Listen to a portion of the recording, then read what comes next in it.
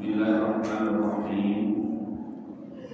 Wa la yuqfa an syai'in minan najasati lam yasilu wa la yuqfa dan tidaklah dimaafkan.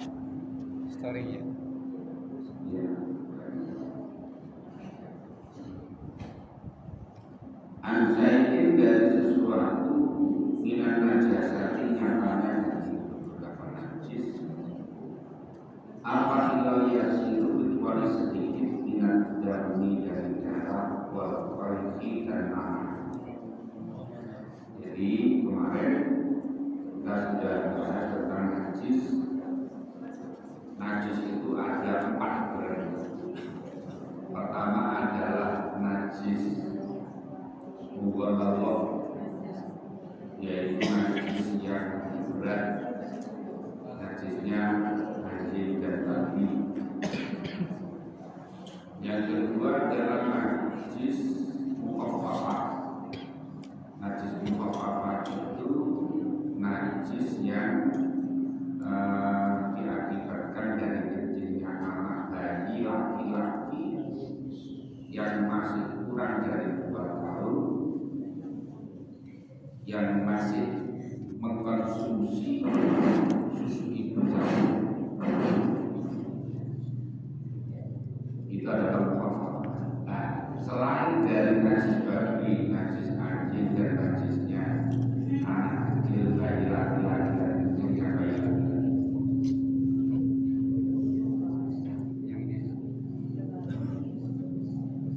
Atau pakai itu? Oke. Jangan cek. Yang ini aja. Angkat. Coba yang itu dicek. Story. Maka dianggap najis mutawassithah, tengah-tengah. Selain mughalladh, mukhaffafah, yang tengah adalah mutawassithah. Nah, ada yang keempat yaitu najis ma'fuwah anhu, yaitu najis yang dimaafkan. Najis dimaafkan. Di sini dinyatakan bahwa tidaklah dimaafkan dari najis itu kecuali darah sedikit. Umpamanya kayak ada kita luka di kaki atau di apa, kemudian keluar nanah atau keluar darah sedikit mengenai sarung atau celana, maka dimaafkan. Ya, dimaafkan. Termasuk najis ma'fuwah itu orang yang istinja memakai tisu. Ya. Orang istinja pakai tisu itu kan boleh. Kan istinja itu boleh dengan air, boleh dengan benda padat. Nah, benda padat kalau dulu itu kan contohnya apa namanya, genteng, pecahan genteng itu ya. Gigil. Ada pecahan genteng. Udah genteng mah kayak pisau. Kalau sekarang kan tisu di mana-mana itu di hotel-hotel besar. Nah, itu. Nah, akibat dari mensucikan atau istinja pakai tisu itu kan tidak bisa hilang sama sekali. Mesti ada bekas-bekas. Nah, bekas-bekasnya itu termasuk kategori najis yang ma'fuwah, najis yang dimaafkan. Jadi kalau kita mungkin karena tidak biasa karena Indonesia itu air banyak, jadi tidak biasa pakai tisu. Tapi kalau nanti sudah pergi ke Maroko, pergi ke Spanyol, pergi itu di sana itu rata-rata pakai itu, pakai apa namanya, pakai tisu. Nah, jadi najisnya betul, tapi sudah ma'fuwah, sudah dimaafkan. Kayak tadi darah sedikit yang kenai celana, kenai sarung itu najis, tapi ma'fuwah, tapi dimaafkan. Jadi makanya ada 4, ada najis mughalladh, ada najis mutawassithah, ada najis mukhaffafah, ada najis yang ma'fuwah.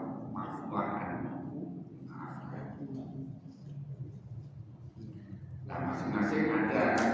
Kalau yang kubur lato, cara menghilangkan harus dibasuh 7 kali, salah satunya memakai tangan. Hanya kalau pakai deterjen bagaimana? Ulama khilaf, tapi menurut jumhur ulama tidak boleh, tetap harus pakai. Bukannya itu ta'abudi. Ta'abudi itu artinya dogma. Dogmanya kayak mengapa butuh kok yang dibasuh wajah, tangan, bagian kepala, kaki, ya itu dogma, namanya ta'abudi. Ada yang ta'abudi, ada yang melihatnya secara ta'abudi, tidak rasional. Kalau secara rasional kan ya pakai deterjen bersih. Nah, makanya ini ada 2 arus pendapat memang. Kayak dalam mazhab Hanafi, orang wudu itu tidak perlu niat. Mengapa tidak perlu niat? Karena wudu itu dikiaskan dengan menghilangkan najis. Orang menghilangkan najis tidak perlu niat. Makanya orang wudu tidak perlu niat. Ini yang biasa dipakai untuk orang yang sedang haji tawaf. Ketika tawaf itu kan orang harus menghindari persentuhan kulit laki-laki perempuan. Karena kalau dalam mazhab Syafi'i, bersentuhan kulit laki-laki perempuan tanpa hail, tanpa mahram, dan sudah haddal mustahab, itu sudah bukan mahram, itu membatalkan wudu. Jadi seperti itu.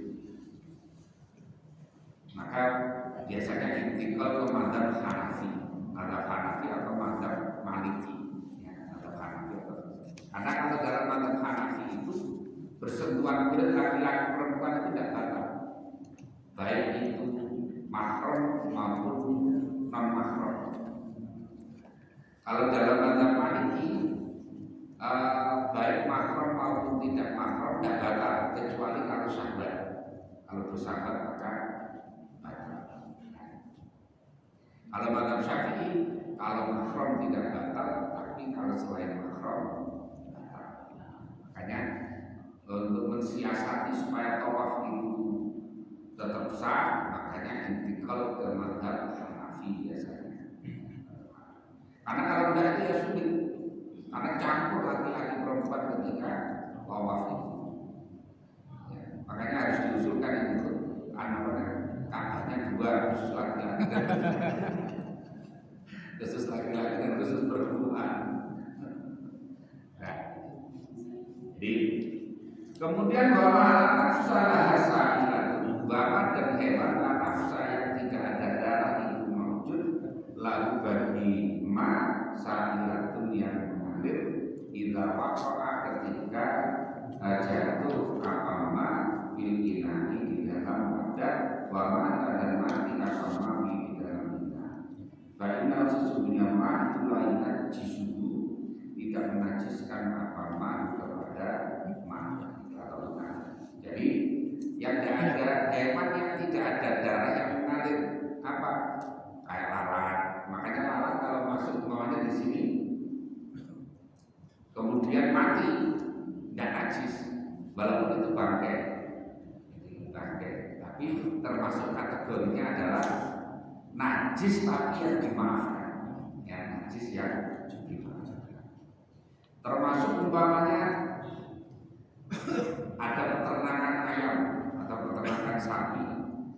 Nah, kita ini ada berada di dekatnya kena angin itu kan membawa.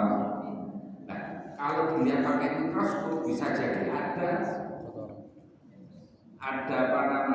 kotoran yang terbawa masuk ke sini. Tapi kalau mata kita mungkin tidak melihat, maka itu dimaafkan. Jadi tidak, kecuali yang menajiskan itu kalau sudah mati di luar, umpamanya ada lalat mati di luar lalu dimasukkan air najis. Jadi, tapi kalau mati dengan sendirinya walaupun berjamaah matinya itu tidak najis. Kecuali kalau sampai merubah warna air. Umpamanya ada banyak sekali kejernihan air ini kemudian menjadi berubah agak menguning umpamanya air najis. Nah, sekarang berubah hukumnya nanti menjadi. Ya, ada yang ditanyakan sebelum saya teruskan? Kalau gumoh ya, gumoh Gumoh bayi, oh nggak najis ya? enggak dimaafkan. Termasuk sesuatu yang karena sulit nanti masuknya umumul balwa. Umumul balwa itu kalau contohnya masjid begini. Ini masjid begini ini kan yang masuk masjid itu tidak semuanya orang ngerti tentang najis. Atau masjid di mana pun kan bisa jadi orang itu sebetulnya di rumah itu rumahnya najis. Ketika wudhu kan rata-rata rumah sekarang itu kan melepas sendal ya, rata-rata melepas sendal. Nah, umpamanya kakinya ini basah. Contohnya ini lah, contohnya. Sekarang ibu-ibu ketika cuci salad, ada bayi ngompol atau apa lah, ya. Bayinya ngompol atau bapaknya yang ngompol sama saja. Ya. Kemudian cara cucinya salah.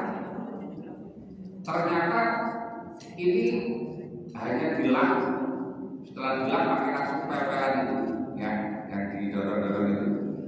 Itu kan rata mestinya najisnya malah. Najisnya dari najis airnya menjadi najis hukumnya.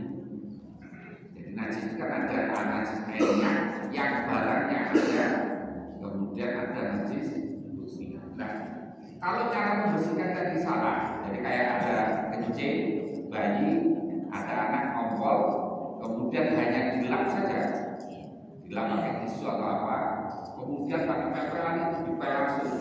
Ini najisnya malah Mana-mana. najisnya malah kemana-mana.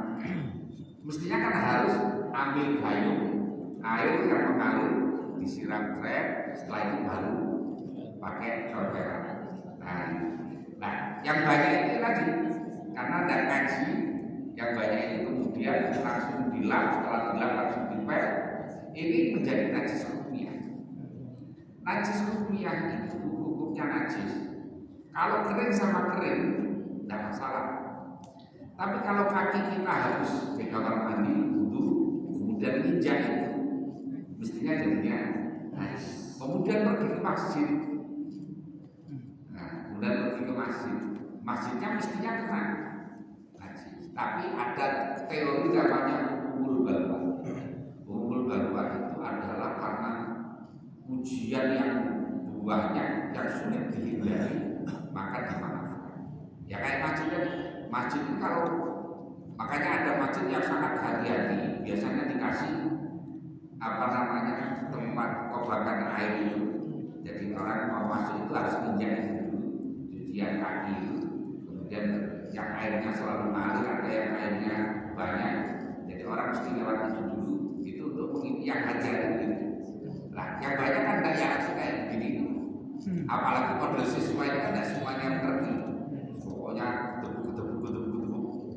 Nah, kemudian maka biasanya ada najis, tapi karena itu orang banyak maka dimaafkan. Namanya umumul balwa.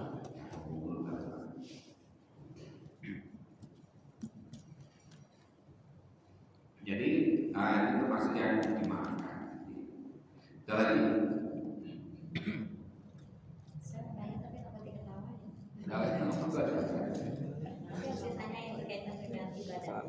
Kalau saya di rumah saya suka ada cicak pakai. Terus kalau lagi saya sholat itu beberapa kali suka jatuh nih di sejadah saya ceplok gitu.